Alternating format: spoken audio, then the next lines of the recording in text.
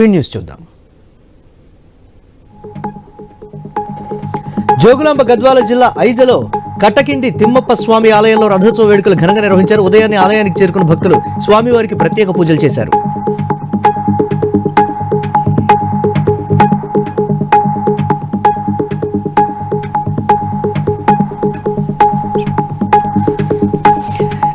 జగిత్యాల పావని కంటి ఆసుపత్రి rotary club ఆధ్వర్యంలో ఉచిత కంటి శస్త్రచికిత్సలు నిర్వహించారు. నియోజకవర్గంలోని 13 మంది నిరుపేదలకు ఎమ్మెల్యే డాక్టర్ సంజయ్ కుమార్ కంటి ఆపరేషన్ చేశారు. అనంతరం వారికి ఉచిత కంటి అద్దాలు, మందులు పంపిణీ చేశారు.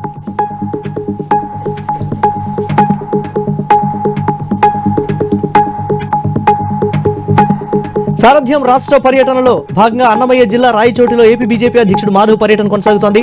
ఇటీవల జరిగిన సంఘటనలను దృష్టిలో ఉంచుకుని జిల్లా పోలీసు యంత్రాంగం ముందస్తు చర్యలు చేపట్టింది. పట్టణంలోని బంగ్లా సర్కిల్ నుంచి శుభం కళ్యాణ మండపం వరకు సారథ్యం యాత్ర కొనసాగనుంది.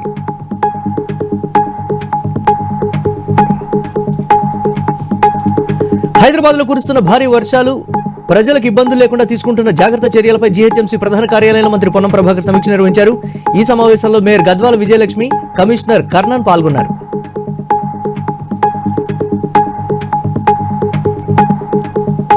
మంచిర్యాల జిల్లా బెజ్జరల్లి గ్రామంలో బీఆర్ఎస్ నాయకుడు లింగంపల్లి కుమార్ పై కాంగ్రెస్ నాయకులు దాడికి పాల్పడ్డారు. ఈ దాడిలో కుమార్ తో పాటు అతని భార్య మౌనిక, చెల్లెలు జయ, శైలజకు గాయాలు కావడంతో వారిని మంచిర్యాల ప్రభుత్వ ఆసుపత్రికి తరలించారు. పార్టీ మారాలని కాంగ్రెస్ నాయకులు లింగంపల్లి కళ్యాణ్ దాడి చేశారని బాధితుడు పోలీసులకు కంప్లైంట్ చేశాడు.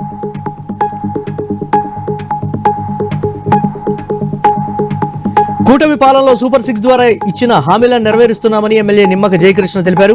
ఉమ్మడి శ్రీకాకుళం జిల్లా పాలకొండలో నియోజకవర్గ రైతులు భారీ ట్రాక్టర్ ర్యాలీ నిర్వహించారు. అన్నదాత సుఖీభావ్ కార్యక్రమం ద్వారా రైతులకు మొదటి విడత నిధులు జమ చేసినందుకు ప్రభుత్వానికి కృతజ్ఞతలు తెలిపారు.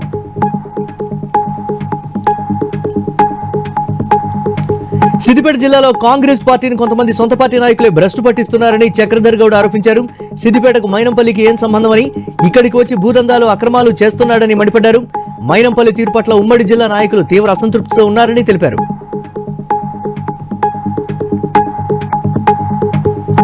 కేంద్ర ప్రభుత్వం బీసీలకు 42% రిజర్వేషన్లకు ఆమోదం తెలపాలని డిమాండ్ చేస్తూ మంచిర్యాలలో సిపిఎం ధర్నా చేపట్టింది. తెలంగాణ ప్రభుత్వం చేసిన బీసీ రిజర్వేషన్ల బిల్లును ఆమోదించకుండా కేంద్రం, రాష్ట్రపతి తాత్సారం చేస్తున్నారని మండిపడ్డారు. బిల్లుల ఆమోదం పొందే వరకు తమ పోరాటం ఆగదని హెచ్చరించారు. మంచిర్యాల జిల్లా కిష్టంపేటలో రెడ్డి ఆత్మీయ సమ్మేళనం నిర్వహించారు. రెడ్డి జాగృతి వ్యవస్థాపకులు రాష్ట్ర అధ్యక్షుడు పిట్ట శ్రీనివాసరెడ్డితో పాటు 4 మండలాల రెడ్డి కులస్తులు పాల్గొన్నారు. వివిధ రకాల రెడ్డి కులస్తులు ఆదిరెడ్డిలుగా కొనసాగాలని ప్రతిజ్ఞ చేశారు.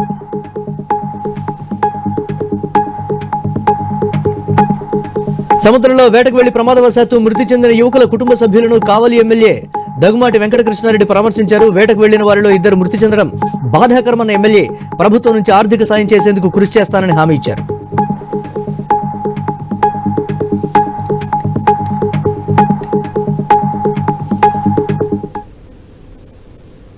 ఇవి ఇప్పటి వరకు updates. Keep watching I news.